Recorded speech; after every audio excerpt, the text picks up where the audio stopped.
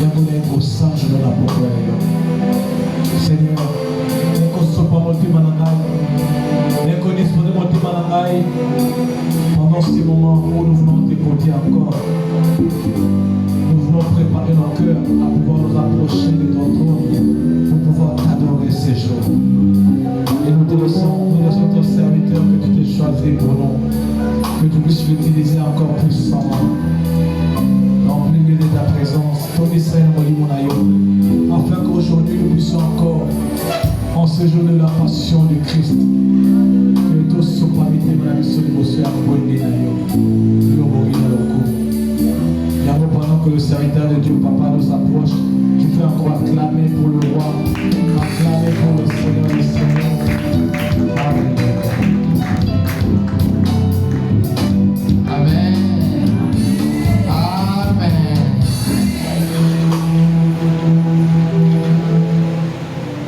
Éternel, nous te sommes infiniment reconnaissants. Toi qui as permis que ce jour se matérialise. Nous te sommes infiniment reconnaissants, toi qui as permis que je sois en vie, que mon frère et ma soeur ici présents te m'aiment. Éternel, je te mérite toutes choses. C'est ta grâce qui nous conditionne. Raison pour laquelle je viens te dire merci. Je te recommande ces instants. Que l'atmosphère soit clémente, incubatrice à pouvoir toucher nos cœurs et nous transformer. Yahweh, je suis qu'un simple instrument. Sans toi, je suis plus que zéro. Fais que je sois un canal pour la bénédiction de ton peuple, à pouvoir chercher ta face et t'adorer. Nous t'avons ainsi prié au nom puissant de notre Seigneur. Amen. Amen. Amen. N'invitez coïncidence et salamaki quand on a préparé message yo na consultant qui internet na talaki, je ne sais pas ce qui m'avait pris na talaki to ya mortalité annuelle na to ya mortalité mondiale. Internet et le Belinga qui est entre 106 et 109 par minute. Et l'action a télémis on a sali 1 minute dans le monde, 106 et 109 personnes déjà bakoufi. Je ne sais pas ce qui m'avait pris. Et na comment en haut na caneva na pour tout partager le logo. Mais quand on a vendu un message sur internet, na groupe na biso. Et je crois qu'on a disparition et à mon qu'on a dit ça dans les sites. Donc, ceux qui sont en bon moyen, tous les gens qui méritent à tant d'ambouté, les gens qui sont en Zambie. Avec tout le respect, tout élément, tout pété la Zambie, ma bogo, pour tous les gens en bon moyen. Juste ça, pas plus que tout. Après, on a quitté les gens en bon moyen. Après, on a quitté.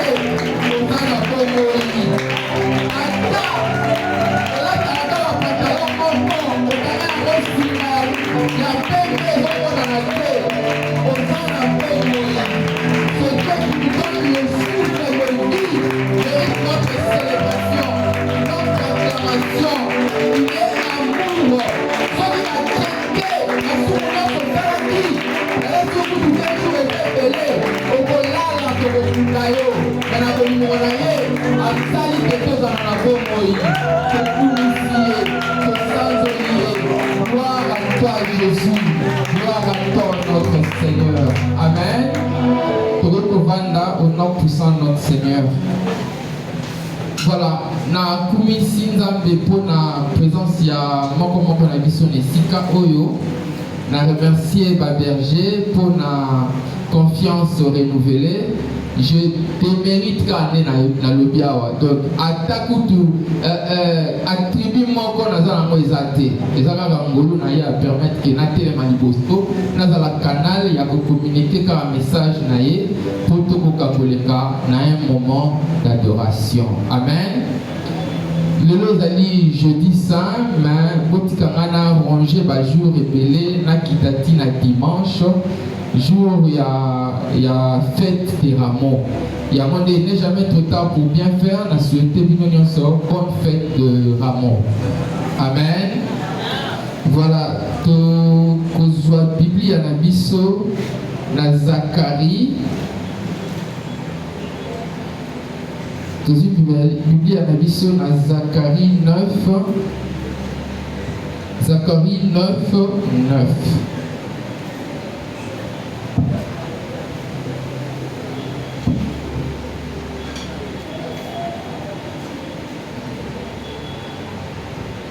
Je disais, Tozui, Babibi, Anabiso, na Zacharie 9, 9. Je lis au nom puissant de notre Seigneur. Sois transporté d'allégresse, fille de Sion, pousse des cris de joie, fille de Jérusalem. Voici, ton roi vient à toi. Il est juste et victorieux. Il est humble et monté sur un âne,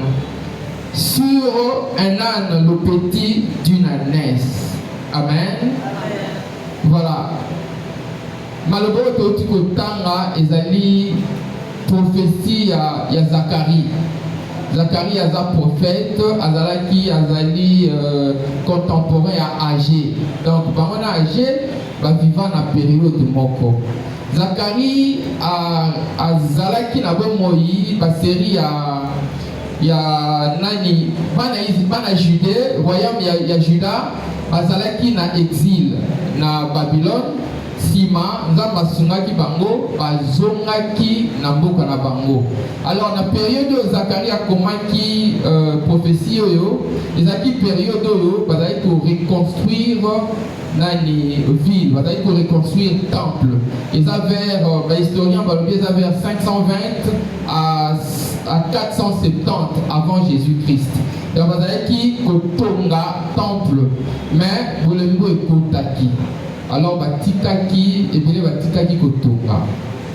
Alors prophétie à Jérémie, il y a Zacharie, j'allais dire, et Yakipo epesa bango makasi. Et souligner deux choses pour les alliés à Montouya. Premièrement, promesse il y a Nzambe ya Koloba, je vais restaurer Jérusalem. Deuxième chose importante, ils allient l'avènement d'un Messie. Mais il est curieux, la prophétie à Jérémie, va constater que Jérémie a lobby, premièrement, roi wana koya likolo ya Anne. Anne azali mwana ya Anès. Deuxième chose, alors roi wana ozala roi juste et victorieux.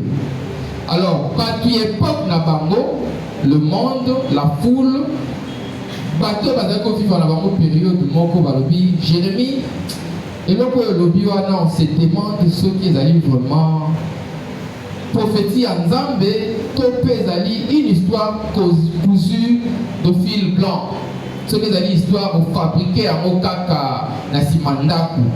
Oyo ba kinoa ba prophète ba nani ba prophète ebele ba sali ya Nzambe ebele ba benga makio na Kinshasa. Donc bamonaki yango histoire moko ezali eza dégoûté. Pona nini? Comment se fait-il que le roi Azoya amati likolo ya Anne? Zacharie, yo moko beta machine te gendo ozo bimisa moko ezo simbate. Deuxièmement, ndenge nini ozoloba ke roi wana ozala juste et victorieux. Roi amati likolo ya Anne, yo yebi ke roi soka na kota na ville, eza na ndenge ya triomphe amataka na cheval. Parce que kokumisa ye eza symbole ya autorité ya guerrier. Yo soloba ke mata na Anne Jérémie. Est-ce que betaki machine tango so kimisela biso maloba wana? Deuxièmement, toleki na période moko wa touti na exil. Toyeka ka peine tozoni à peine yo komo kosa biso. Toleki na période ya ba roi ya mitema be basali bondoki bonganga lokola roi Manassé, lokola roi Amon, Akaz, lokola Joachim, yo yeko ya biso ke nani roi moko azoya azoya roi juste victorieux. En tout cas, il y a période wana bakota qui est doute. Bien aimé, qu'est-ce qui s'est passé? Plus ou moins 500 ans après prophétie à Jérémie, bamoni mwana mobali moko Yesu Masia, Zacharie pardon, bamoni mwana mobali moko Yesu Masia amati likolo ya mpunda, likolo ya ane, kaka ndenge Zacharie alobaki yango. Deuxièmement, bamoni ke azali roi juste et victorieux. Ndenge nini nalobi yango? Liboso amati na ane elakisi nini? C'est un roi qui nous apporte la paix. Bien aimé, Yesu azomemela biso kimia. Soki oza na kolela, soki oza na pasi, soki oza na trouble, soki ozangi kimia na vie na yo, j'ai une bonne nouvelle pour toi. Jésus-Christ de Nazareth azomemela yo kimia. Jésus-Christ de Nazareth ndenge azoya kaka na ane wana likolo ya ane, c'est un roi de paix. Azomemela yo kimia. Aza lokola ba roi oyo ya kala te, oyo azoya un roi conquérant. Aza roi oyo azomemela yo paix. La particularité aussi à Jésus, ce que Jésus a rien à voir avec nous, il y a la transfiguration, il y a la transformation. Et la Xini, ce que vous avez qui apprend, quand Jésus entre dans ta vie, à commission Abraham. Ce que vous avez qui Sarai, quand Jésus entre dans ta vie, à commission Sarah. Ce que vous avez qui Simon, ce qui a continué à commission Pierre, ce que vous allez qui sol de tasse, ce qui a continué à commission Paul. Jésus, quand il s'amène dans ta vie, il apporte la transformation. Quand il s'amène dans ta vie, il change ton ADN. Et s'il est karaté. Deuxièmement, c'est un roi juste et victorieux. Juste et victorieux, Zandegeni. Bien aimé, Jésus sera continué à changer ADN. Et ça, quand on a la grippe, si on a la grippe, on peut se faire la grippe. Quand on a la grippe,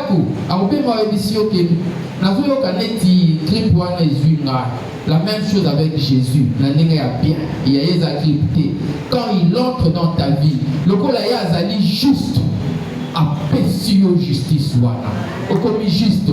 Makila na ye elongoli masumu na yo nyonso. Makila na ye esukoli masumu na yo nyonso. Okomi juste. Et silika kate a commission victorieux. Victorieux na ndenge nini? Jésus quand il entre dans ta vie, bitumbo zaiko kongwa kopunda pe kolonga te a pesio victoire wana. Yamone a lobby n'Apocalypse 5:10. Il a fait de nous un royaume de sacrificateurs. Donc, ce que zana Jésus, au commis roi, au commis sacrificateur, tout le monde au kaki kolonga te, au commis olonga yango, na puissance na ye. Amen. Na souligné le komoko, la foule, na Zacharie, foule et kota qui est toute. Na Jésus, quand on peut aller, bayambi e babini basepeli mais na suka nango bakoti e tout babomi. Bien aimé, yango nde na pokwa lelo nalingi tobeta sete na malaise oyo la foule, le monde nous communique. So totali nani time na biso ya ne oyo Ezali Ephata, ouvre-toi. Ce qui te jouit, l'isolo na Marc 7, 32, na 37. Quelle était la méthodologie de Jésus? Parce que la tiny histoire, on a comprendre que Jésus a compris que foule est habileté. À cela quel était son protocole avant un pic qui s'amoutouana? Dans la lobby de Marc 7, 32 à 37. Il y a le monsieur à Saline de l'ennemi.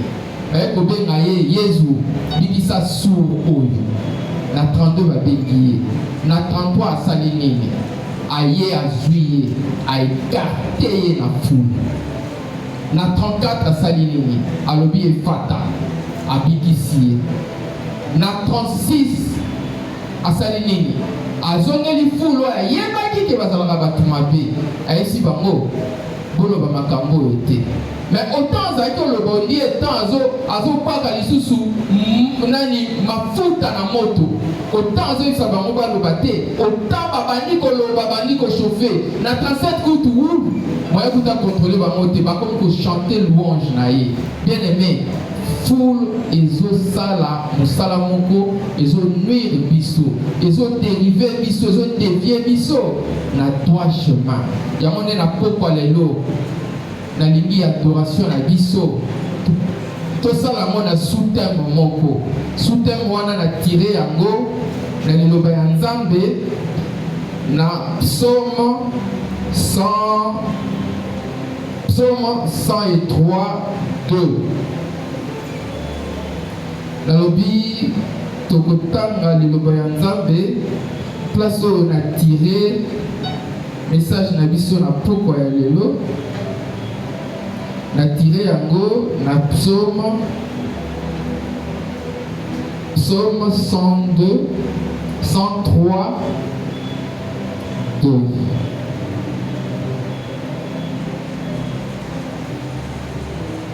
Voilà, psaume 103 2. Je lis au nom puissant de notre Seigneur. Mon âme bénit l'Éternel et n'oublie aucun de ses bienfaits. Je répète, mon âme bénit l'Éternel et n'oublie aucun de ses bienfaits. Yamande sous-thème ya poko ya lelo.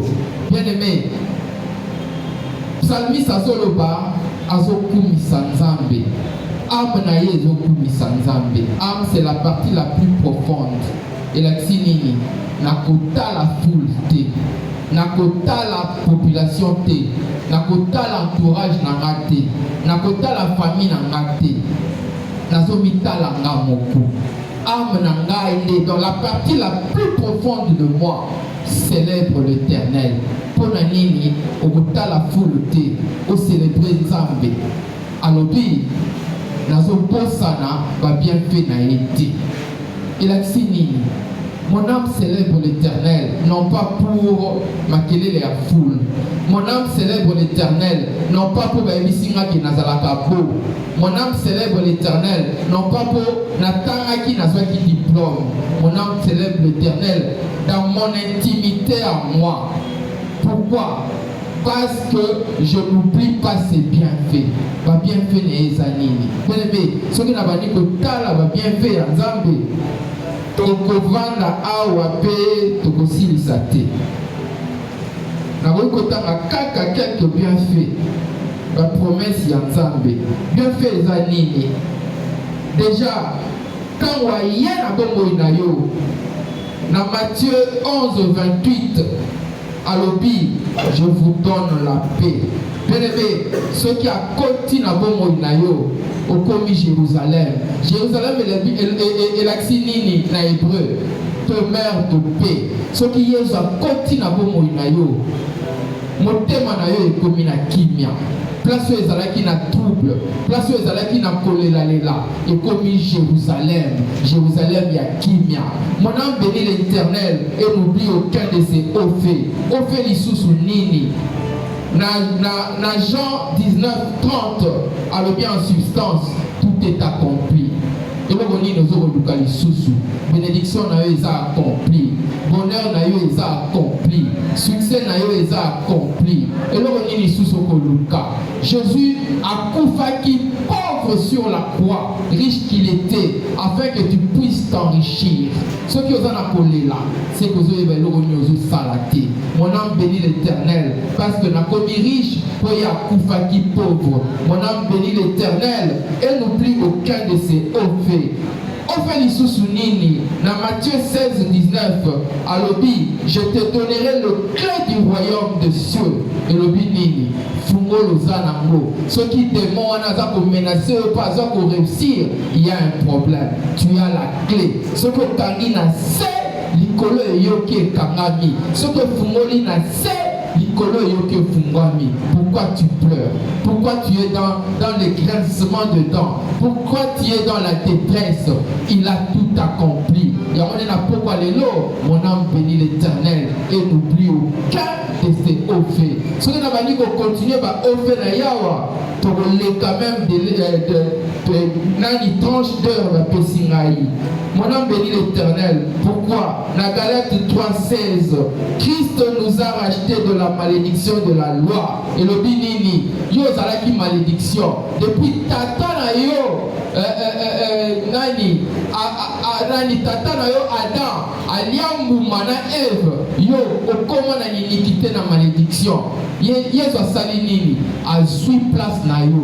Malédiction ekokaki kokolela yo. Ekolelaki ye po yo zala susu malédiction te. Na Esaïe 54, 53, 5. Malédiction ezalaki il fallait kolela yo ekolelaki epose à la suite malédiction te.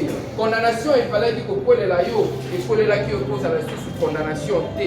Oui. Na pokwa lelo nalingi que to célébrer ame na biso et célébrer Nzambe. Et célébrer Nzambe pona nyonso asaleli biso. Ame na biso et célébrer Nzambe pona nyonso asaleli biso. Kotala entourage na yo te, kotala bilobela ya bato ya quartier te, kotala bilobela ya bato ya avenue te. Balobi ke omelaka kaka ti oliaka kaka 2 jours na semaine. Kotala yango te, kotala te kozalaka mukuse ebele baza milai okozwa libala ndenge nini. Kotala yango te, kotala te ke kotanga te, kotala te, tala kaka biloko asala ne kuluzu. C'est ce qui est nécessaire. Kotala foule te, kotala bato nyonso baza koloba te. Je vais chuter en nous donnant l'exemple. Il y a péripétie moko, il y a odyssée moko, il y a bisolo moko. Les akolakisa biso ke totala ka foule te, totala ka diagnostic ya foule te. Et comme ma biso na libunga, et comme ma biso na perdition. Péripétie on a koloba, nani bisolo on a koloba, ezali ya rivalité ya Rachel na nani sœur na Léa. Et comme on a dit, comprendre pour la nini, bato ya libanda, to éviter bango, na réalité na biso ya kati. Tant que tu as adorer l'Éternel, tu as reconnaître réalité monene ya Nzambe. Rachel azalaki na rivalité na Léa. Amen. Rachel na lobi azalaki na rivalité na Léa. Bango mibale ezalaki ba sœur. Pour nous comprendre que foule est en ma baie, monde est en ma baie à Kolanda. Il y a un exemple. Dans son autopsie, il y a une validité dans le balai pour comprendre la réalité. Dans l'autopsie, il y a Rachel. Rachel publie qu'elle était belle de taille et belle de figure. L'homme l'a inventé à côté. Genèse 29, 17. On va dire que Rachel a dit qu'il toko. Il y a un moment je suis fondé à croire que Joseph a sala qui est fort à soi Rachel. A sala est fort, a sali 14 ans à Moussala pour avoir Rachel. A balani na Rachel. Jacob, pardon. Abalanina Rachel et puis Nalibala wana Rachel né azalaki mutoyo bachaki na première place mais azalaki kobota te. Alors assemblée Nzambe na suka nango aboti Joseph na Benjamin. Na lisolo ya autopsie ya Rachel, tu veux souligner un fait. Nani faiblesse na ye zalaki kobota, mais par après Nzambe asungi ye aboti bana mibale. Esili wana te. Nzambe asali ye ngolu mwana ne ya liboso Joseph akomi mokonzi, akomi gouverneur na Égypte. Tant akomi gouverneur na Égypte, tata na bango ya mbwa kufa. Azui droit de naissance ezalaki epai ya Ruben, yaya na mwana na ye ya liboso. apesi yango Joseph. Joseph ne akomaki na toit de neige oyo tata na bango abotolaki Ruben. Et ce qui est tali dans l'isolo, il y a la Bible, au moment où Joseph attira deux tribus. Tribu à Manassé, la tribu à Ephraïm. Donc, ce qui est sali, autopsie à Rachel, tout le monde a que Rachel a réussi. Batamukili bakoloba, et le boni n'a pas eu pour senga.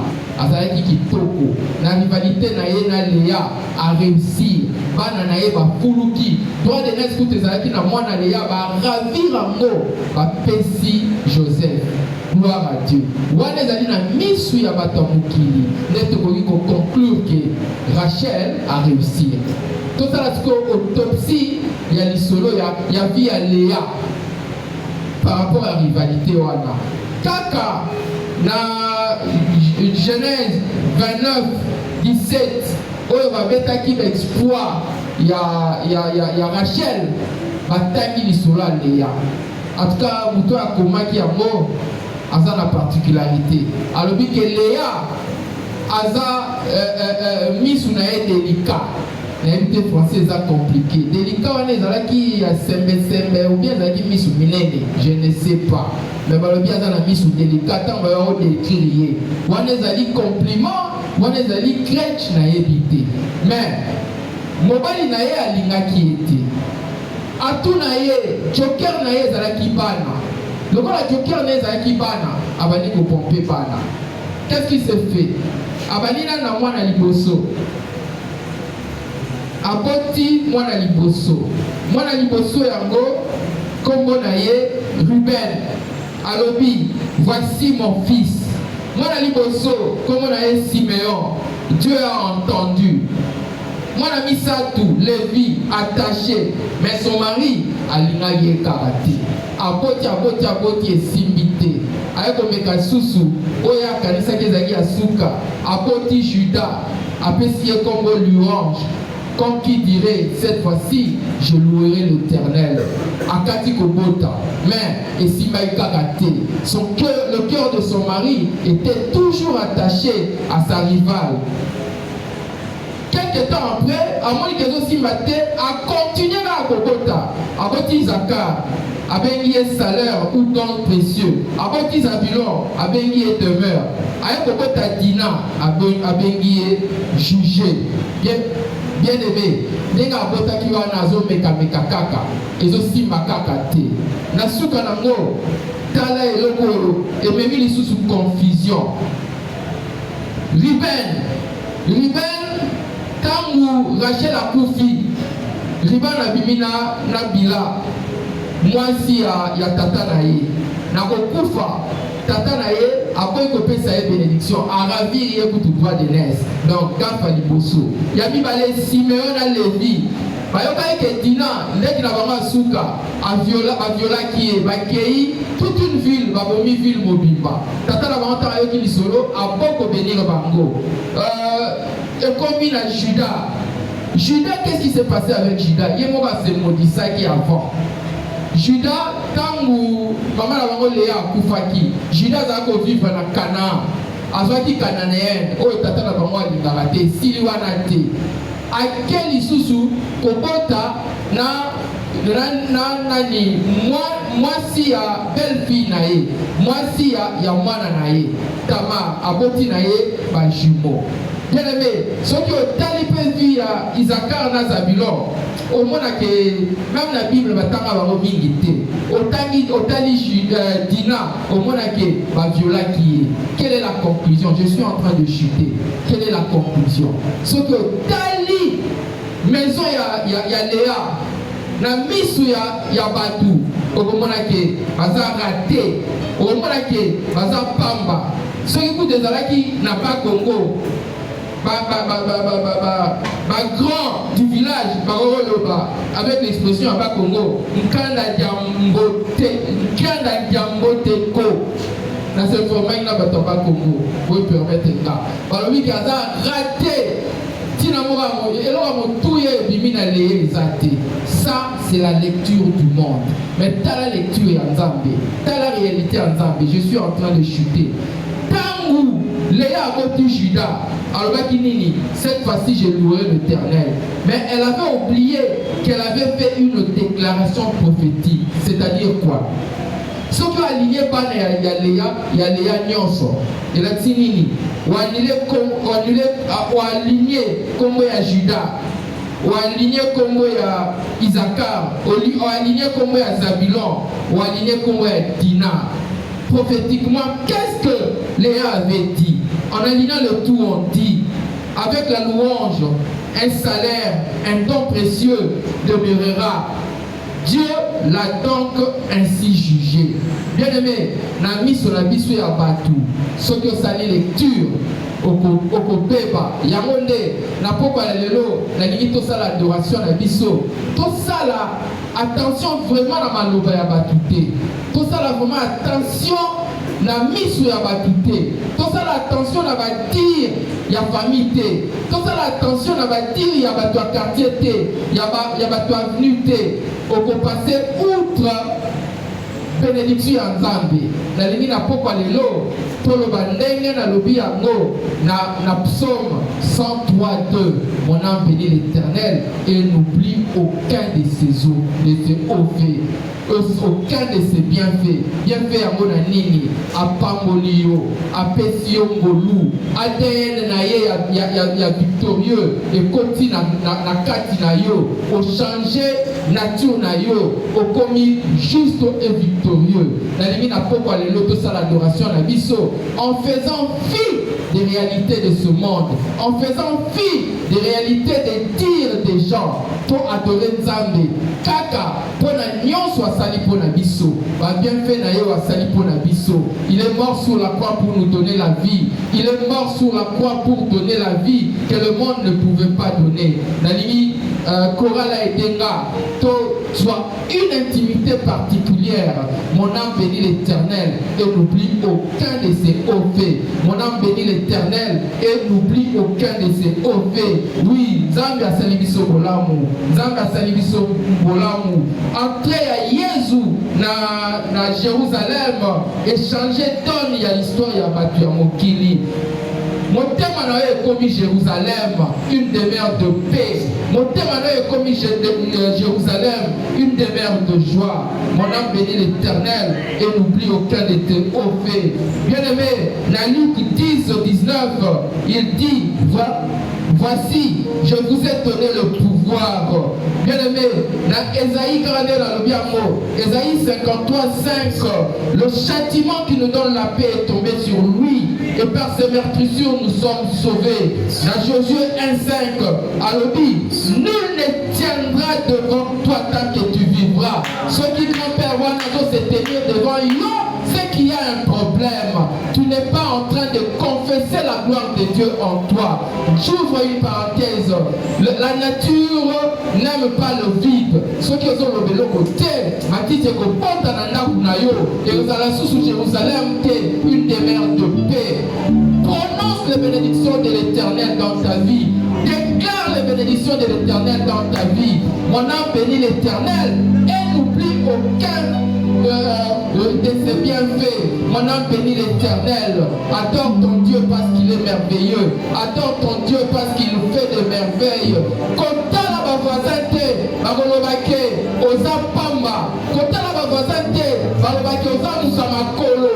Depuis Kotama, osomana numutukate. Oui, Rachel paix, azaïko le baboeko, Joseph azaki mokonzi.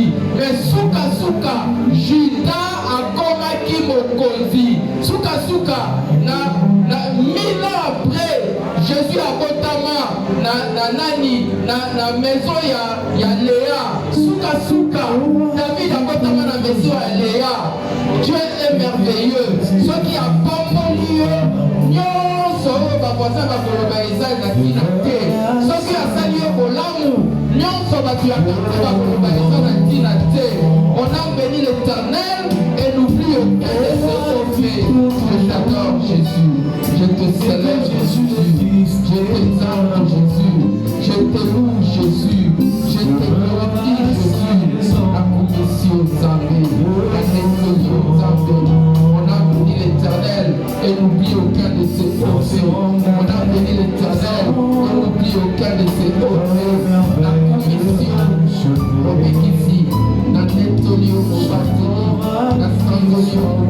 nyonso oza nzambe na tongo.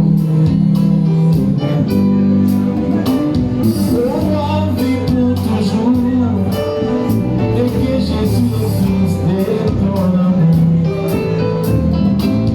Nous ne laisse raison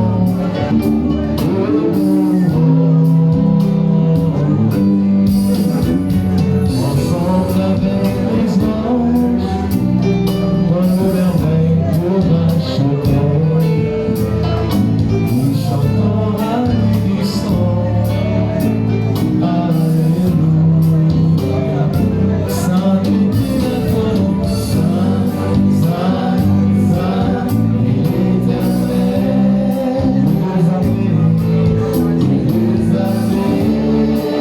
Tu es saint, tu es saint.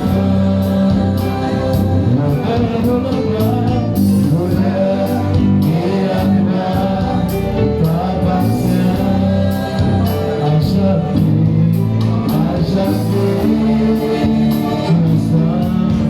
Tu es saint, sainteté à ton nom, Saint, Saint, l'Éternel. Tu es appelé, tu es saint, tu es saint. L'honneur et la gloire, l'honneur et la gloire t'appartiennent à jamais, à jamais. Tu es saint.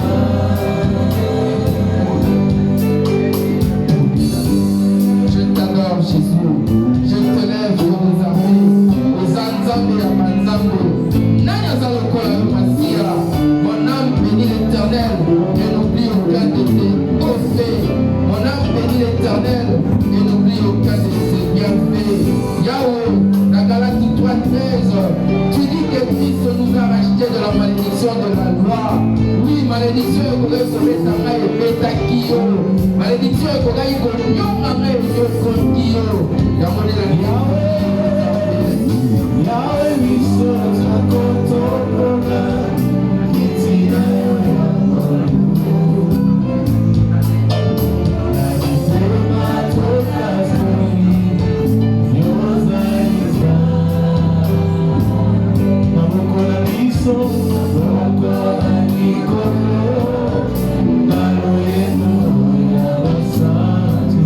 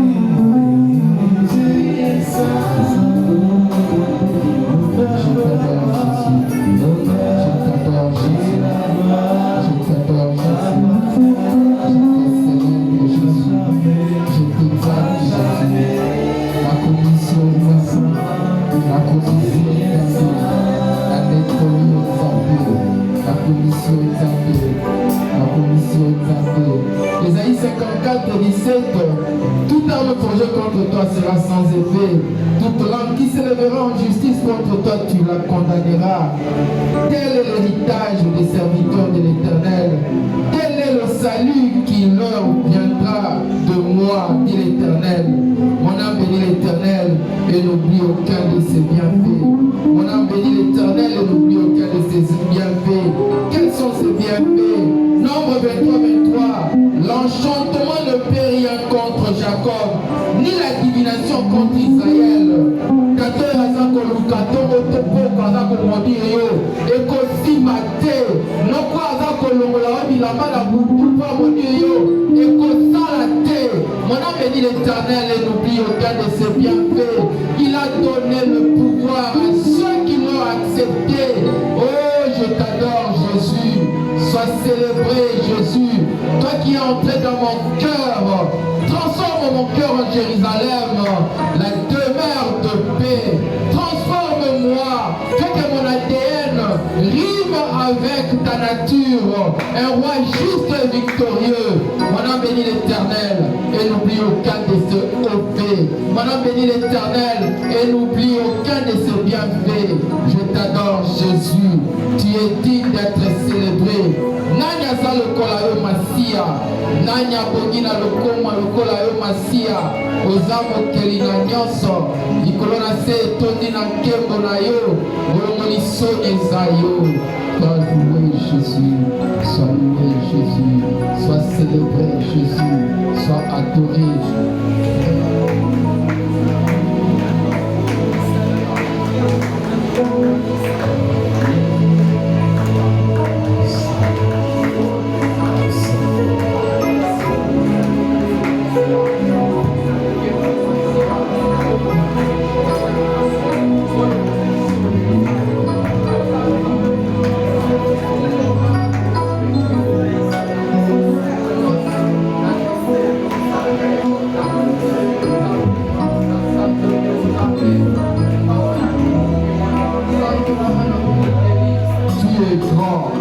Merveilleux, tu es l'unique, le seul, le vrai Dieu.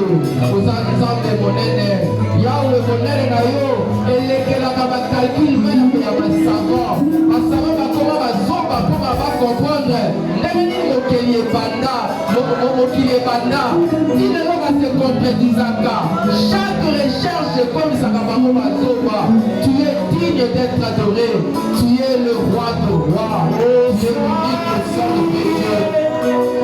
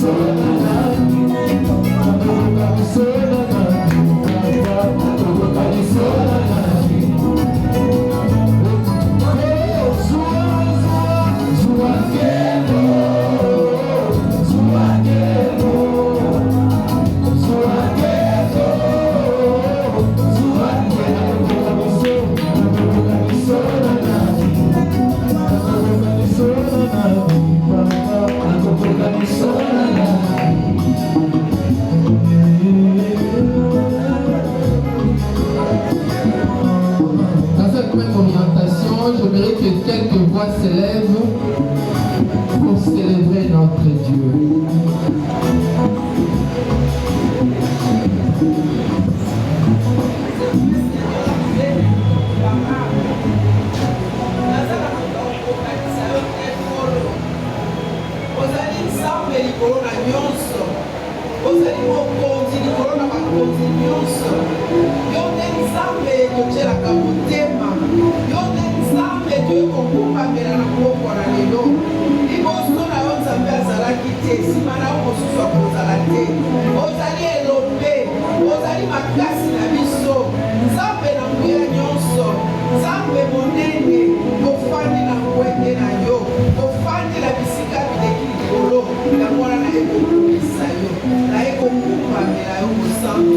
Merci Seigneur Jésus-Christ.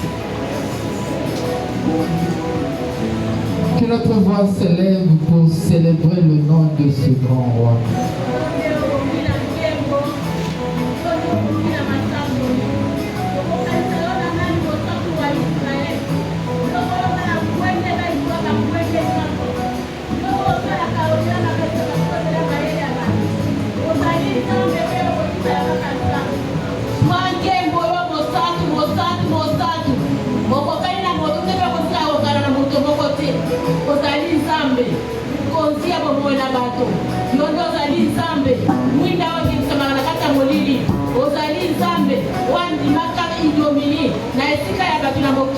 Ozali Nzambe wasundola maka mpona tete bato bazala rekosiela tata na yo zwa nkembo mosantu na Israel tozala motu moko te tokokanisa yo na ye tozala motu moko te tokomekanisa yo na ye ozali unique dans ton genre Père ozali unique dans ton genre Jésus-Christ toi le coup nkembo basanzo oyeba na kozonga epai na yo gloire à toi Seigneur Jésus-Christ.